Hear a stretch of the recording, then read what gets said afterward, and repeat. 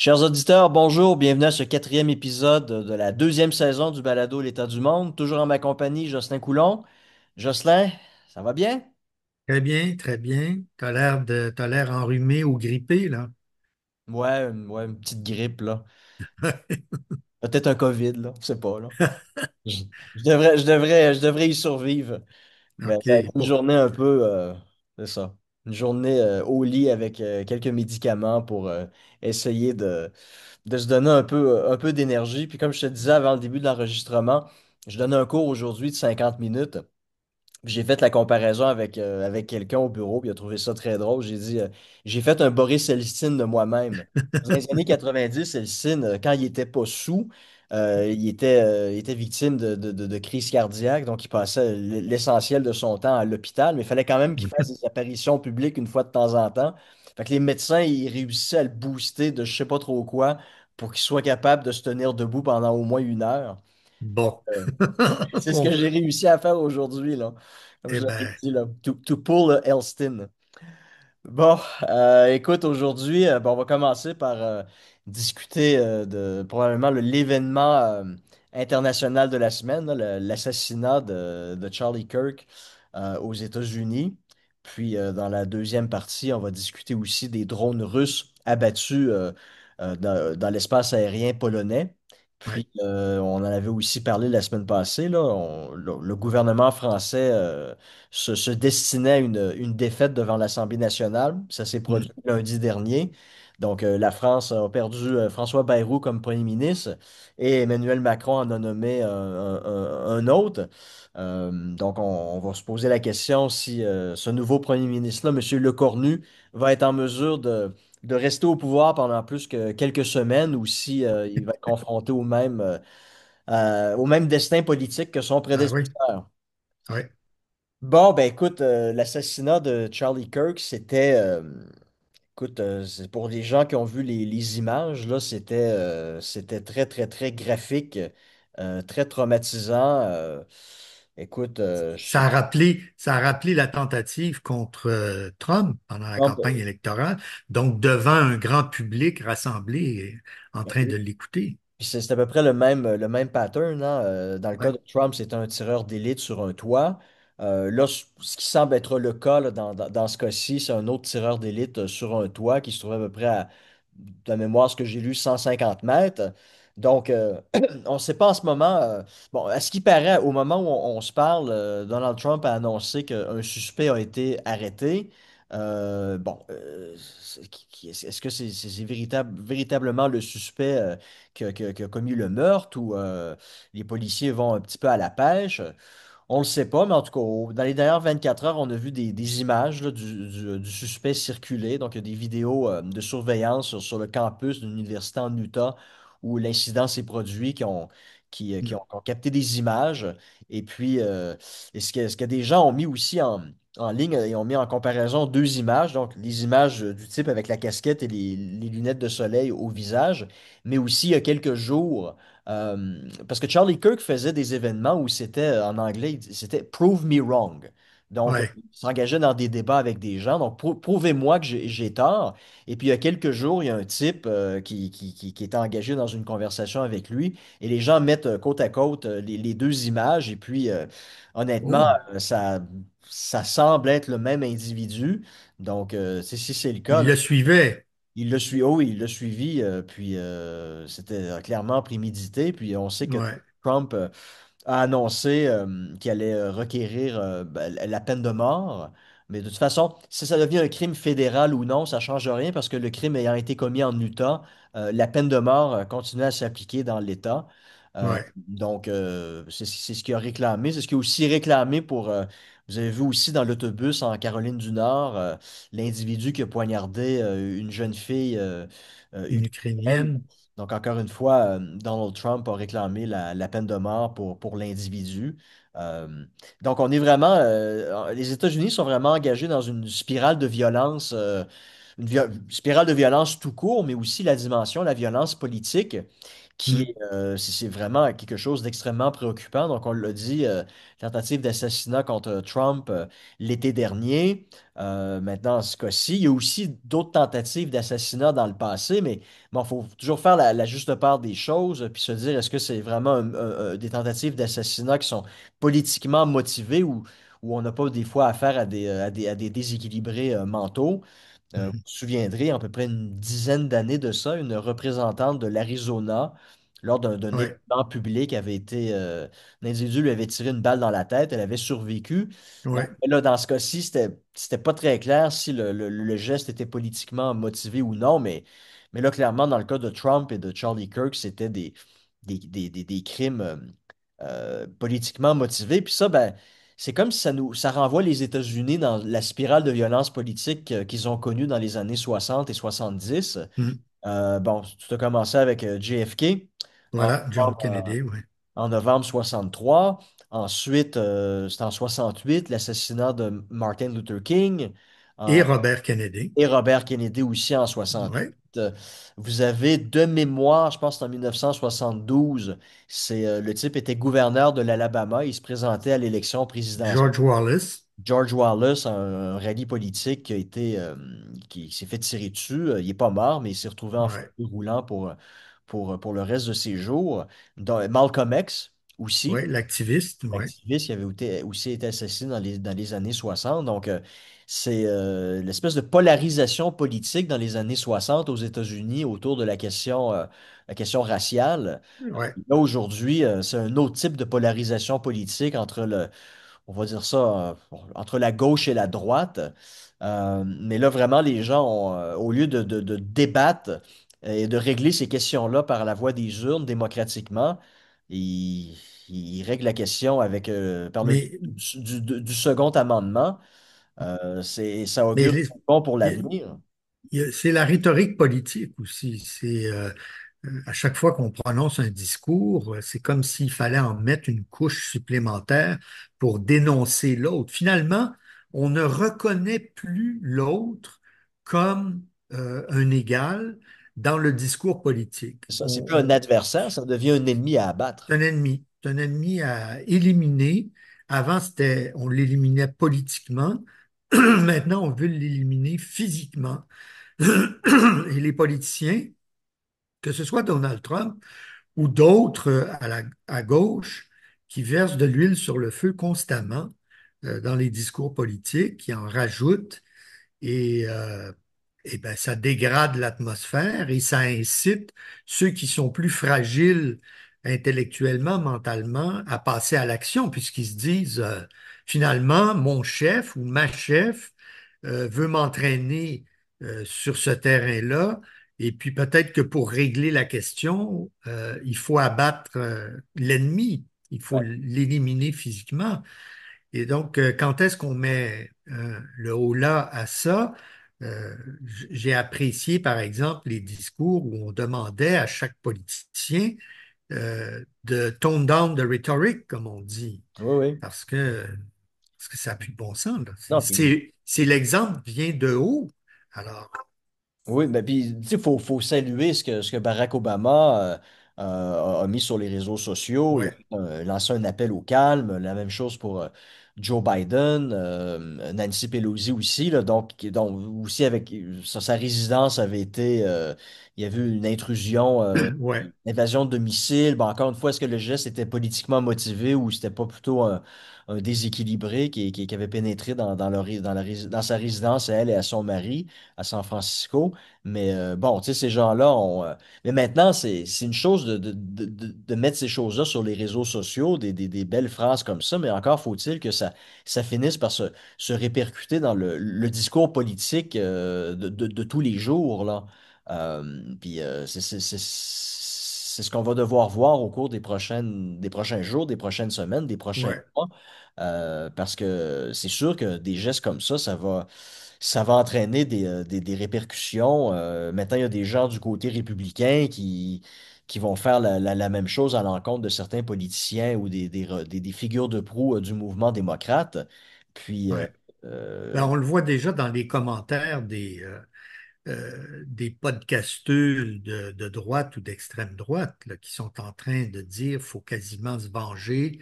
Là, je parle pas des politiciens, enfin, j'en ai pas entendu qui sont allés jusque-là, mais les Steve Bannon de ce monde ont commencé à acheter de l'huile sur le feu. Et il n'y a rien de plus facile, évidemment, que de faire ça pour attirer de l'audience et Oui, puis oui, oui, c'est sûr. de Ouais. mobiliser la base. Mais tu sais, parlant de justement de commentaires comme ça, au Québec, je pense que ça, bon, ça mérite là, qu'on en discute pendant quelques minutes, là, mais vraiment, il y a des commentaires qui n'ont pas volé haut, là. Ah Euh, oui, tu as raison. Oui. des médias au Québec, là, c'était tu sais, je nommerai pas la personne en question qui est maintenant suspendue là, de son travail pour la blague de mauvais goût qui a été faite, là. Ouais. Mais tu sais, vraiment dans des situations comme celle-là, puis j'avais un débat avec des personnes justement cette semaine là-dessus. Les gens me disent, ouais, mais tu sais, c'est la liberté d'expression, hein. Tu te réclames de la liberté d'expression, t'aimes pas ça quand tu te fais canceller. Donc, tu peux pas exiger que des personnes, lorsqu'ils disent des choses qui te déplaisent, soient aussi cancellées ou perdre leur emploi. Tout à fait d'accord a priori avec l'argument. Par contre, je pense qu'il faut faire la distinction entre les propos qui relèvent de la liberté d'expression, comme Charlie Kirk, qui était un type de droite, économiquement parlant à droite, socialement Hmm. très à droite aussi. Vous savez, moi, un individu qui se réclame de la Bible pour justifier des interdictions, moi, ça me laisse ça me laisse ni Oui. chaud ni froid. Ouais. C'est pas un discours dans lequel j'embarque, mais il a le droit de s'exprimer. Puis même si ça déplaît, ben, que ça déplaise, c'est ça la liberté d'expression. Par contre, on entre dans l'indécence et dans des propos faut tenir compte aussi du contexte, mais lorsqu'on a affaire à des gens qui tiennent des propos indécents dans un contexte enflammé, où ça peut alimenter encore plus la haine, moi, je pense qu'on n'est plus vraiment là, dans la liberté d'expression. On est en train de franchir Hmm. une ligne rouge Ouais. qui mérite des sanctions. Euh, Ouais. donc, tu sais, je veux dire, par exemple, la question de l'immigration, on en parle beaucoup au Canada, au Québec. Il y a une façon de débattre de l'immigration sans entrer là, dans des propos qui pourraient être condamnables par les tribunaux parce que ça pourrait aller trop loin. Ouais. Donc, mais c'est ça. Je pense que l'indécence, se moquer ou rire de la mort des gens, dans le contexte actuel, ça pourrait être interprété par certaines personnes comme un appel à la haine ou un appel Hmm. pour en rajouter une couche, là. Voilà. Et ça, à mes yeux, ça dépasse le cadre de la liberté d'expression. C'est condamnable. Donc, dans les circonstances, la personne en question qui a été suspendue de son travail, moi, je trouve que la sanction est tout à fait raisonnable et Mhm. appropriée dans les circonstances. Et là, comme tu disais, on va voir la suite. C'est sûr que là, on se rend compte que le gouvernement Trump est en train quand même d'utiliser, j'allais dire, le cadavre de ce type. Euh, le vice-président raccompagne le cercueil dans l'État où M. Kirk est né. Il va certainement y avoir des funérailles nationales. Le président va en faire un événement nécessairement. Trump a Donc là, déjà dit qu'il allait lui remettre la médaille de la liberté c'est à titre hein. posthume. Donc, on va être pris dans les prochains jours avec encore beaucoup d'émotions, beaucoup de propos euh, très émotifs. J'espère que ça ne va pas déraper cette fois-là. Ouais. Bon, ben écoute, deuxième sujet. Dans la nuit de mardi à mercredi, vous avez des drones russes qui ont été abattus au-dessus de la Pologne. Et donc là, il y a un branle-bas de combat au sein de l'OTAN, parce que vous savez, la Pologne est un pays membre de l'OTAN, et donc certaines personnes ont dit, ah, la Russie est en train d'envahir ou d'attaquer la Pologne, la Russie a violé la souveraineté polonaise, dans les cas, dans les faits, ce qui est effectivement le cas. Donc, vous Ouais. avez des gens qui ont dit, ah ben maintenant, faut activer l'article 5 de l'OTAN, il faut entrer en guerre officiellement contre la Russie. Donc, j'avais enregistré un peu plus tôt cette semaine un petit vidéo qui cherchait, très court, très bref, qui cherchait à Mhm. expliquer ce qui en était réellement. Donc, vous avez l'article 2, alinéa 4 de la Charte des Nations Unies qui dit que tout pays ne doit pas recourir à la force ou à la menace de la force contre la Mhm. souveraineté d'un autre État. Donc, ça veut dire n'envahissez pas un autre pays, ne violez pas la souveraineté territoriale d'un autre État. Si c'est le cas, l'État dont la souveraineté a été violée a un droit légitime à la légitime Ouais. défense. Donc, dans les faits, vous avez un soldat de la Biélorussie qui tirerait sur un soldat à la frontière de la Lituanie. Ben, techniquement, ce serait une violation de la souveraineté lituanienne et techniquement, la Lituanie aura un droit d'entrer en guerre contre la Biélorussie. Euh, je pense qu'il faut quand même faire attention. Puis les juristes se sont aussi penchés sur la question, les philosophes également, parce que la question, c'est comment définir un casus belli? Donc, Ben oui. un acte de guerre. Évidemment, imaginez la situation. Si le cas précédent, un soldat biélorusse tirerait sur un soldat lituanien, vous ne voulez pas qu'un incident isolé comme ça, de la part d'un soldat qui était peut-être sous, qui tire sur un soldat au bord de la frontière, amène au Mhm. déclenchement d'une guerre qui pourrait être, dans le cas de l'OTAN, une guerre généralisée, une guerre mondiale, une guerre nucléaire. Donc, il y a quand même des critères euh, plus objectifs La qui doivent, proportionnalité, par exemple. oui, c'est ça, qui doivent être, qui doivent être rencontrés pour qu'on considère vraiment qu'il y a invasion et que le pays qui a été envahi a le droit de se défendre, comme le prévoit la Charte des Nations Unies. Bon, ben, écoutez, il y a des philosophes qui ont dit, puis ça c'est un argument qui a été critiqué pour des raisons évidentes, des gens ont dit, pour que vraiment on considère une violation de la souveraineté territoriale comme un acte de guerre, il faut que la violation ait entraîné la mort d'au moins 1000 personnes. Bon. Ah Les oui, gens ont OK. dit, pourquoi 1000? Pourquoi pas 999? Pourquoi pas 500? Pourquoi pas 100? Tu sais, c'est un chiffre qui sort de nulle part, mais on comprend quand même la raison pour laquelle ces gens-là ont avancé le chiffre de 1000, c'est que à partir de 1000 morts, c'est que clairement, il y a une mobilisation massive. Mhm. C'est pas juste un incident de frontière, là. Euh, Ouais, tout à fait. je comprends l'argument. Un autre philosophe canadien, Brian Arendt, qui écrit beaucoup sur la guerre juste, lui il dit, puis je trouve que sa définition fait beaucoup de sens, il faut que la violation en question résulte du déploiement il dit en anglais, de large quantum of force. Donc, du Mhm. déploiement d'une mobilisation militaire massive qui Mhm. clairement découle d'un ordre de la part des chefs des chefs du chef d'État. Donc, si c'est le cas, par exemple, l'invasion de l'Ukraine en février 2022, bon, ben, clairement, il y avait Ah ben mobilisation oui. massive et l'ordre venait d'en. Donc, il n'y a pas photo là-dessus. Puis d'autres philosophes ont dit, ben, il faut que la vie des civils soit sérieusement compromise. Donc, Ouais. que des usines d'eau potable qui soient détruites, qu'il n'y ait plus d'électricité. Donc, si c'est le cas, ben, on peut parler de la violation territoriale comme étant un acte de guerre. Bon, évidemment, donc, vous comprendrez l'idée qu'il ne faut pas que des soldats sous déclenchent une guerre contre un autre pays ou que Mhm. un missile mal calibré atterrisse sur le territoire du pays A alors que ça devait atterrir sur le territoire du pays B. Ce qui est arrivé il y a 2 ans avec la Pologne, encore une fois. C'est ça, mais Il y a c'est eu- un missile du système anti-missile ukrainien Ukrainien. qui, Ouais, qui, qui était tombé sur la Pologne. Puis, puis c'est ça, donc une erreur de navigation. voilà. Bref. Mais ça arrive souvent. Ça arrive souvent, c'est ça. Puis donc, c'est ce que Trump a dit. Il dit, lui, il considère que c'est vraisemblablement, en tout cas, c'est raisonnable de penser que c'est un incident isolé. Donc, les Ouais. drones qui auraient peut-être dérivé à cause du vent ou de la part de soldats russes mal intentionnés. Mhm. Mais clairement, l'ordre venait pas du Kremlin, venait pas d'en haut. Ouais. Donc, c'est Mais la. on va en savoir un peu plus aujourd'hui. On enregistre vendredi.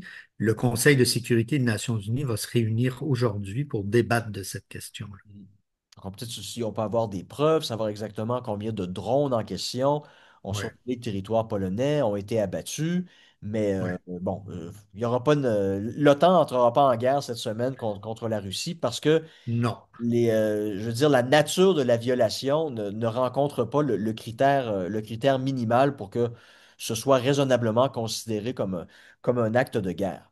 Ouais. Mais c'est sûr que l'Ukraine, eux, les Ukrainiens veulent hein, que l'OTAN embarque officiellement dans la guerre contre la Russie parce que c'est leur seul espoir de pouvoir remporter la guerre contre la Russie. Donc, à chaque fois qu'il y a des événements comme ça, ils disent toujours, ah, violation de la souveraineté territoriale de l'article 2, alinéa 4 de la Charte des Nations Unies. On doit activer l'article 5 de l'OTAN, venant à notre Ouais. rescousse. Sauf que l'Ukraine n'est pas membre de l'OTAN. Donc, elle ne peut pas bénéficier de l'article 5. Exact. Ça, Mais si la Russie attaque supposément la la Pologne. Pologne, Ah ben bon, oui, là, c'est différent. Je me demande si tu pourrais faire la comparaison avec ce qui est arrivé au Qatar aussi cette semaine. Parce oui. que là, on a vraiment une agression. Oui, ben, il y a quelque chose, c'est que il y a beaucoup de gens qui se sont penchés sur cette question-là. Est-ce qu'on ne devrait pas permettre le recours à la force raisonnable sans que ce soit interprété comme un acte de guerre Mhm. contre un État en question, surtout dans le contexte de la lutte contre le terrorisme. Donc, la force raisonnable, ce serait une frappe très chirurgicale et un déploiement de force qui cesserait immédiatement lorsque la cible en question a été atteinte, elle a été détruite. Donc, c'est le cas là, C'est ce d'Israël. qui est arrivé, c'est vrai.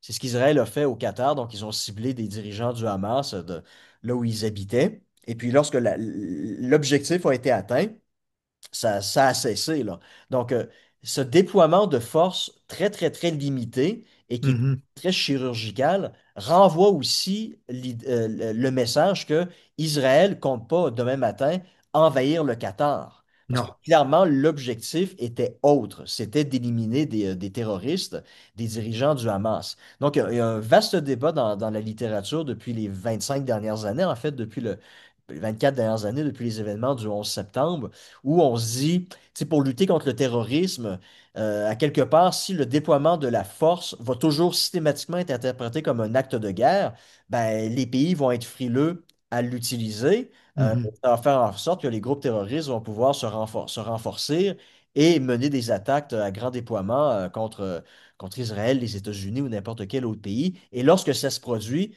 c'est le cas en Israël, dans le cas de Gaza, les États-Unis, il y a 24 ans après le 11 septembre, les gens crient vengeance et là, il n'y a plus de proportionnalité, là. Et là, Mhm. c'est l'invasion, là, à grande échelle. On détruit tout ce qu'il y a devant nous. Puis au final, cette lutte contre le terrorisme-là en vient à tuer beaucoup plus de civils Ben que oui. les morts qui ont été entraînés initialement par l'attaque terroriste. Donc, c'est pour ça que les gens disent qu'il faudrait qu'on permette, qu'on normalise dans le droit international ce recours à la force de manière limitée. Donc, Mais comme ça, est-ce qu'on n'a pas le même problème avec les assassinats ciblés? C'est-à-dire que on identifie un terroriste quelque part au Pakistan, en Afghanistan ou je ne sais trop où, et on le vise, mais en même temps, on va tuer 50 personnes autour de lui. Et l'accumulation de tout ça, euh, jette le malaise sur cette idée, comme tu dis, de proportionnalité. Et puis, on ne vise qu'une personne, mais si on en tue 50 autour, je suis pas sûr qu'on non, atteint ses objectifs. non, non, c'est ça devient contre-productif. Puis on commence à mener des douzaines d'attaques comme ça, bon, à un moment donné, on va atteindre le nombre de 1000 Ah personnes bah oui, qui sont décédées. facilement. Puis là, on se dit, ben Ouais. là, on entre dans une logique où c'est clairement un acte de guerre. Mais je pense que ça dépend au final les règles d'engagement. Si on parle de drones, par exemple, et les cas auxquels tu fais référence, les États-Unis, depuis le 11 septembre, les règles d'engagement, les frappes de drones, c'était principalement ce qu'on appelle des signature strikes, donc des frappes de signature. Donc, on frappe des gens qui ont des patterns, des comportements qui Mhm, laissent ce qui laisse présager ou qui nous laisse soupçonner que ce sont des terroristes. Donc, si par exemple, vous avez 50 gars assis dans le désert avec des kalachnikovs qui tirent dans les airs, ben, l'opérateur de drone qui va voir ça va se dire, ben, c'est un camp d'entraînement d'Al-Qaïda. Donc, mhm. sur la base du comportement de ces gens-là, je vais me permettre de leur lancer un missile sur la gueule. Ça s'est produit. Le problème, c'est qu'au Pakistan, c'est aussi, oui, c'est le comportement de groupes terroristes qui s'entraînent dans des camps d'entraînement d'Al-Qaïda, mais c'est aussi le comportement de gens qui participent à des mariages traditionnels. Et voilà. Vous avez eu des gens Voilà. qui étaient parfaitement innocents, qui ont été tués par des frappes de drones. Donc, je pense que c'est plus dans les règles d'engagement, la méthode où ça vient poser Mhm. problème. Mais à contrario, Israël, historiquement, Israël, pour les frappes de drones, ils se sont toujours démarqués par la volonté de mener des frappes, en anglais, ce qu'on appelle des personal strikes, donc des frappes sur OK. une personne très, très, très précise. Puis un cas qui me vient à l'esprit, c'était Sheila Shehadeh, il y a environ une quinzaine, une vingtaine d'années de ça, qui était un terroriste reconnu du Hamas ou du Hezbollah, qui avait été impliqué dans plusieurs attentats contre Israël. Les Israéliens le suivaient à la trace. Puis à chaque fois qu'ils l'identifiaient, qu'ils savaient où il était, il y avait un F-16 dans le ciel et l'ordre, a priori, était de lui lancer une bombe sur lui. Le problème, c'est lorsque les services de renseignement israéliens étaient informés qu'il était en compagnie de sa fille ou qui était en compagnie de Ben civils à oui. proximité, l'ordre de lancer la bombe était jamais donné. Parce que les Mhm. Israéliens savaient que ça allait être contre-productif de toute façon et qu'il fallait attendre une autre fois lorsqu'il allait être Mhm. seul pour pouvoir frapper contre lui. Puis à un moment donné, ils ont reçu la confirmation de deux sources indépendantes, donc qui ne se connaissaient pas, et qui disaient exactement la même chose. Il est dans cet immeuble et il est seul dans l'immeuble. Puis c'est à partir de ce moment-là que l'armée de l'air israélienne a lancé une bombe de 500 livres sur l'édifice. Ça l'a tué. Le problème, c'est qu'il était avec sa fille, puis il était avec Ah, il y avait des civils dans l'immeuble. ah ben j'imagine. Et puis, ben ça a entraîné, les Israéliens ont ouvert une enquête publique pour faire toute la lumière là-dessus. Et la personne qui a donné l'ordre a confirmé que deux sources indépendantes lui avaient dit qu'il était seul. Et c'est là où on a su que, après une douzaine de fois auparavant, Israël avait reçu de l'information quant à savoir où il était, mais qu'à chaque Mhm. fois, comme il y avait des civils aux alentours, l'ordre C'est contremandé. avait Ouais. été contramandé. Et le type a dit, si j'avais reçu la même indication cette fois-ci, on aurait aussi, j'aurais pas donné Mhm. l'ordre. Je n'ai donné l'ordre parce que les deux sources indépendantes me confirmaient qu'il était seul. Donc, Ouais. tu sais, encore une fois, c'est Maintenant, les règles d'engagement. si on revient au cas polonais, la conversation actuellement autour de ça, c'est que les Russes testeraient l'OTAN et les défenses de l'OTAN. Moi, je suis un peu sceptique face à cet argumentaire-là. Les Russes savent très bien que s'ils attaquent formellement un pays membre de l'OTAN, il peut y avoir une réaction très dure. Et donc, pourquoi ils s'amuseraient à faire ça au risque du dérapage? Parce que Oui. ça peut toujours arriver. Et donc, je suis pas porté à donner beaucoup de crédit à cette explication-là. Je sais pas ce que tu en penses. Écoute, on peut se dire, c'est peut-être pour tester les divisions au sein de l'OTAN. Hmm. Publiquement, tu sais, si Donald Trump dit, écoutez, hors de question qu'on risque la destruction de Washington pour sauver Varsovie, tu sais, publiquement, pour les Russes, ça serait une victoire parce que ça Ouais. renverrait, tu sais, ouvertement dans les discours politiques, ils auraient la confirmation que l'OTAN est divisée. Donc, écoute, ça peut, Mais peut en être. même temps, comment l'OTAN peut répondre à ça? On va quand même pas bombarder une ville russe. Est-ce qu'on va envoyer des drones en Russie à partir de l'Allemagne? Les On Ukrainiens va ont lancé une grosse attaque de drones la nuit dernière. Oui, mais que les Ukrainiens le C'est fassent, ça, c'est compréhensible, mais je ne vois pas la Pologne ou l'Allemagne ou n'importe quel autre pays membre de l'OTAN répliquer à ce qui non. vient d'arriver en Pologne. Parce que là, ben, on s'engage dans un engrenage. C'est un engrenage, c'est ça. Mais non, publiquement, montrer les divergences d'opinion au sein de l'OTAN, ça pourrait être le cas, mais effectivement, il y a un risque de dérapage. Ouais. Parce que, tu sais, je dis pas qu'on est comme à l'été 1914, l'assassinat de François Ferdinand, qui, dans les Ouais, faits, bon, c'était anecdotique, hein. Il n'y bien avait sûr. pas raison, c'était pas un motif pour que l'Europe, le monde entier, ben, l'Europe s'embrase pendant 4 ans. Mais c'est ça, les pays européens ont été pris dans un engrenage fatal à ce moment-là. il y a effectivement un risque. Est-ce qu'on est à peu près, est-ce qu'on est au même, est-ce que la situation Non. est comparable? Non, mais c'est sûr qu'il peut y avoir un risque de dérapage. Il faut en être conscient. Mais Ouais, ça. Moi, je pense, voilà. personnellement, les possibilités, c'est des soldats qui ont décidé d'agir indépendamment du haut commandement pour des raisons X ou Y. Hmm. Erreur de navigation. Euh, mais C'est une bon, ça, possibilité. c'est Ouais. une possibilité parce que, faut savoir, tu sais, je veux dire, les armes occidentales pour rentrer en Ukraine, ils transitent par la Pologne, là. Ah oui, ça c'est sûr. Tout le monde sait ça. Donc, est-ce que les Russes, ils ont déployé des drones vraiment à la frontière, puis il y en a un qui s'est perdu avec le vent ou quoi que ce soit? Ouais. Parce que ça peut être le cas, là. Voilà. Bon, ben, parle-nous de la France. Alors, je vais vous parler de la France, mais je vais aller chercher mes notes parce que je me suis aperçu que je les ai oubliées sur mon bureau. Attends un Ah instant. oui, pas de problème.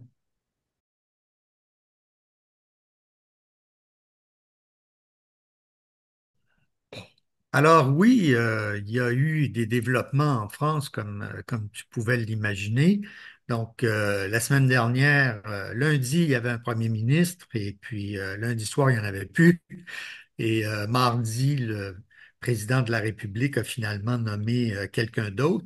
C'est une crise politique qui dure maintenant depuis 2 ans. En même temps, on pourrait se demander si elle n'est pas permanente, cette crise politique. Je dirais depuis la présidence de Jacques Chirac, la fin de la présidence de Jacques Chirac, c'est-à-dire au moment où Sarkozy est élu comme président de la République et il ne va faire qu'un seul mandat. Et puis ensuite, tu as François Hollande qui ne fait qu'un seul mandat. Ensuite, Emmanuel Macron arrive, bouleverse le système politique, fait éclater les lignes entre la gauche et la droite, réussit à se faire réélire, mais parce que il a devant lui une candidate d'extrême droite et visiblement 70% de la population ne veut pas voir Marine Le Pen présidente de la République. Peut-être que s'il y avait eu un François Fillon devant lui ou un autre candidat de ce qu'on appelle la droite classique, lui aussi n'aurait fait qu'un seul mandat. C'est comme si la France était rentrée dans une période d'instabilité chronique après la fin du mandat de Jacques Chirac et qu'elle n'en sortait pas, doublée évidemment d'une crise sociale, d'une crise économique qui fait en sorte que les Français, les électeurs, n'arrêtent pas de rouspéter. C'est pour ça qu'on a vu le mouvement des Gilets jaunes en 2018-2019. Donc, disons que pour la crise actuelle, on bat tous les records parce que en moins de 2 ans, la France a connu 5 premiers ministres. Et Et je vais les nommer au cas où les gens s'en souviendraient plus.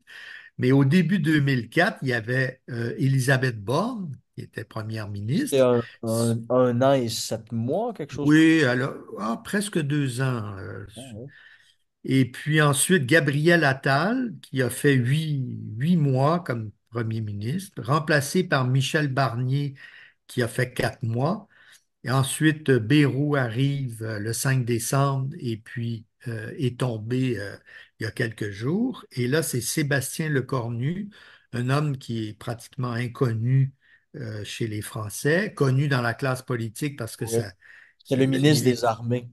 c'est le ministre des Armées, il y a une quarantaine d'années, mais il est dans le marigot politique depuis très longtemps, une vingtaine d'années au moins. Donc, il est connu. Et là, est-ce qu'il va vraiment réussir là où Bayrou a échoué? Ben, les mêmes causes produisent les mêmes effets parce que qu'est-ce qu'il va réussir à proposer qui va lui permettre d'abord de créer, de composer un gouvernement et de le faire accepter par l'Assemblée nationale sans qu'il y ait encore un coup de Jarnac qui le fasse tomber. Et là, s'il tombe lors de ce qu'on appelle le discours de politique générale et puis on demande la confiance de l'Assemblée nationale, ben, le président de la République n'aura pas d'autre choix que de dissoudre le Parlement pour aller en élection générale. Parce que s'il nomme un autre premier ministre, on s'engage, on tourne en rond. Alors, Sébastien Lecornu, c'est mission impossible quasiment. Et on va voir dans les prochains jours, dans les prochaines semaines, qu'est-ce qui va dégager de sa nomination. Maintenant, en parallèle à ça, il y a la crise sociale et la crise économique avec un mouvement qui s'appelle Bloquons tout et qui a commencé des actions justement pour bloquer le fonctionnement de la société française. Sauf que moi, je remarque que ce mouvement-là, en fait, il a échoué Mhm. puisqu'il n'a réussi à rassembler que 200 à 250 000 personnes dans un pays de 67 millions d'habitants.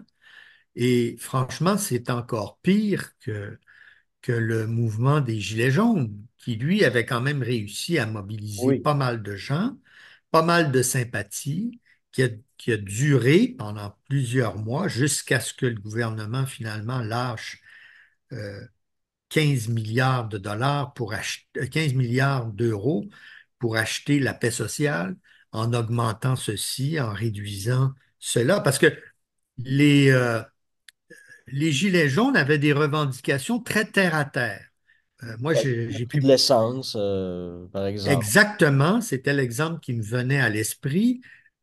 J'ai publié un livre sur la France il y a 2 ans où j'ai un chapitre là-dessus. Et quand j'étais à Pau, j'ai interviewé plusieurs gilets jaunes. Je les ai suivis dans une manifestation et tout. Et eux avaient des revendications très terre à terre, comme justement le prix de l'essence, mais ça s'est élargi à d'autres choses, bien entendu. Alors que Bloquons tout, c'est très idéologique. On va faire tomber le système, on va le faire éclater, etc.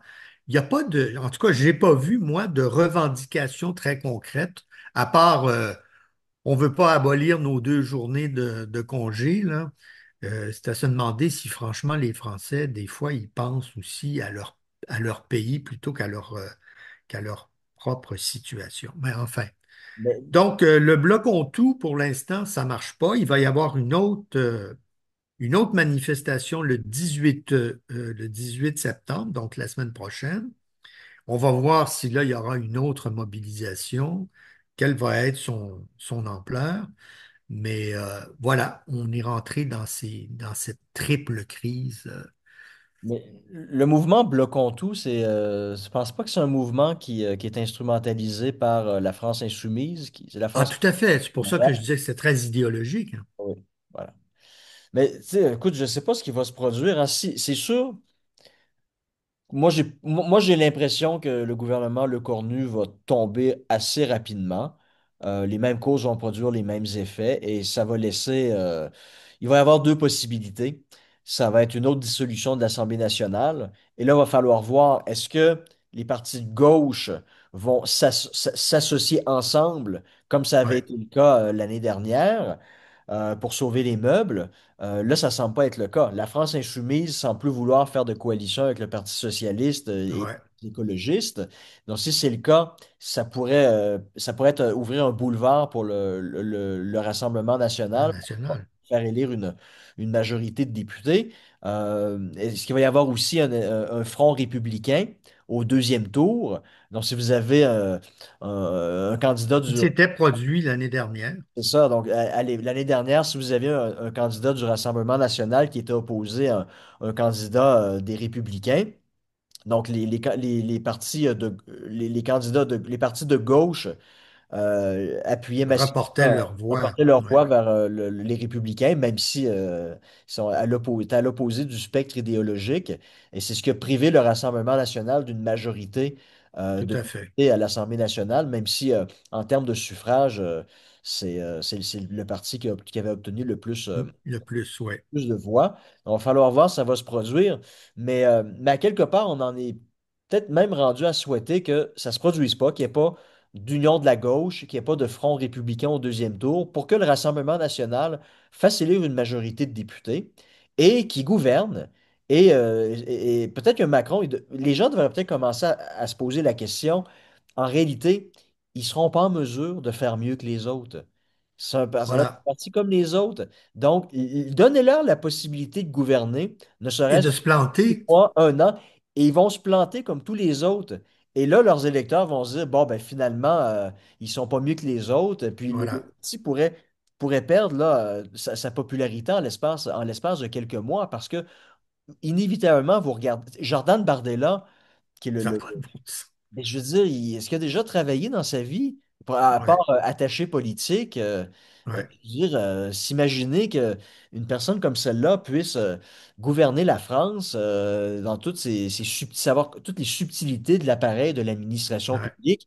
Il n'y a pas de des énarques, il n'y a pas de spécialistes de l'administration publique au sein du Rassemblement national. Pour moi, un parti comme ça qui serait appelé à gouverner, ça serait une catastrophe, là. ouais, Donc, ouais, totalement. alors que Macron a toujours misé sur le Front républicain, s'opposer au Rassemblement national à tout prix, ne pas leur permettre de gouverner. En réalité, c'est probablement la pire des stratégies. Mm. Laissez-les gouverner, laissez-les prouver leur incapacité à régler les problèmes, parce qu'ils ont fait monter la pression auprès de la Ouais. population. Si vous nous D'autant, élisez, on va monter les pensions de vieillesse, on va décroître le prix de l'essence. Puis c'est beau de dire ça ouais, quand on en a l'opposition éternelle. Mais quand c'est ouais, le temps là, de mettre ce programme-là en application, bonne chance, là. ouais. D'autant plus que leur séjour au gouvernement ne sera pas très long. Parce que, admettons qu'il y a une dissolution puis qu'il y a des élections en janvier, ça leur donnera un an et même pas pour gouverner avant la présidentielle de 2027 qui a lieu en avril 2027. Ce Exactement, c'est qui ça. fait que ça donne un an. Et là, qui serait le candidat d'abord du Rassemblement national? Parce qu'il n'est pas évident que Mme Le Pen puisse se présenter. Son procès On va est à voir l'ordre du jour en juin janvier, 2016.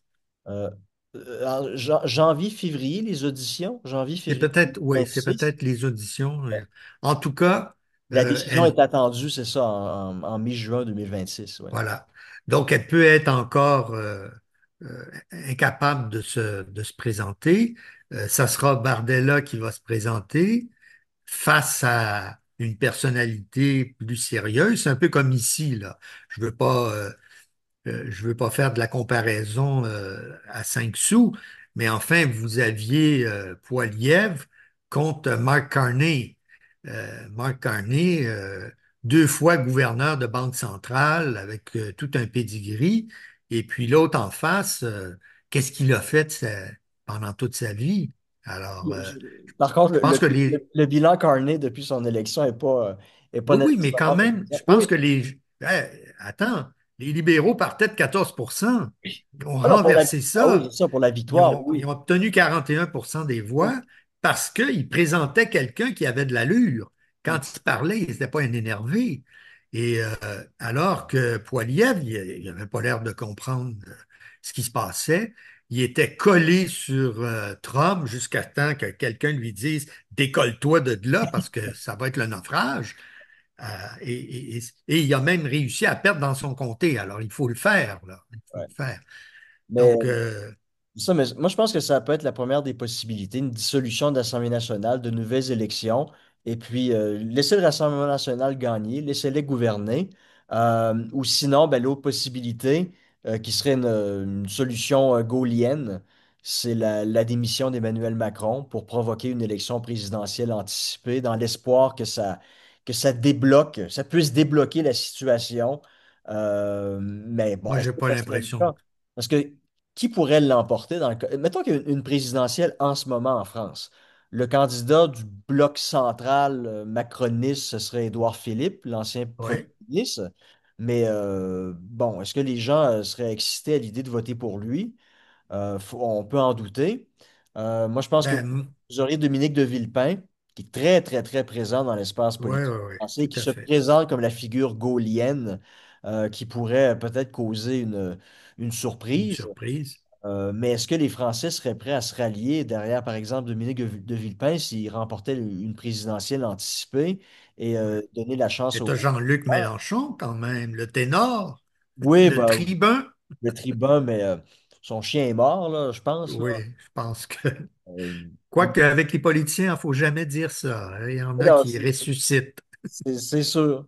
Mais ben, je pense que moi, c'est ça, je pense que c'est les deux possibilités, mais la première me semble être la plus susceptible de se produire, une nouvelle dissolution de l'Assemblée nationale. Ouais, ouais. Là, des gens disent aussi, c'est peut-être le plan. Si le Rassemblement national remporte l'élection, ils en profiteraient pour déposer un projet de loi et de le faire adopter afin de donner une amnistie à Marine Le Pen Ah oui, pour oui. qu'elle puisse en 2027 se présenter à l'élection présidentielle. Mais Donc, si la loi est adoptée et que le président refuse de la signer, oui, eh, hein, tu peux y avoir un blocage, hein. Mais effectivement. enfin, Ouais, faudra voir. la politique du pire. Oui, oui, c'est la politique du pire, la politique française. C'est pareil, hein? Et Bon, voilà, mon cher. bon, ben écoutez, c'est tout pour cette semaine. D'ailleurs, on parle de la France. Je vais être en France la semaine prochaine OK. et aussi en Pologne. Donc, probablement Ouais. les deux pires endroits en Europe. Fais attention de ne pas recevoir un missile. C'est ça, je vais essayer de ne pas me faire poivrer par un CRS pendant mon séjour à Paris, puis me faire Ouais. attaquer par un drone pendant mon séjour en Pologne. Donc, écoutez, ben, la semaine prochaine, on va se parler dans un autre décor. Et puis, ben, écoutez, sur ce, on vous souhaite une bonne semaine et puis ça sera au plaisir de vous revoir la semaine prochaine. Au revoir.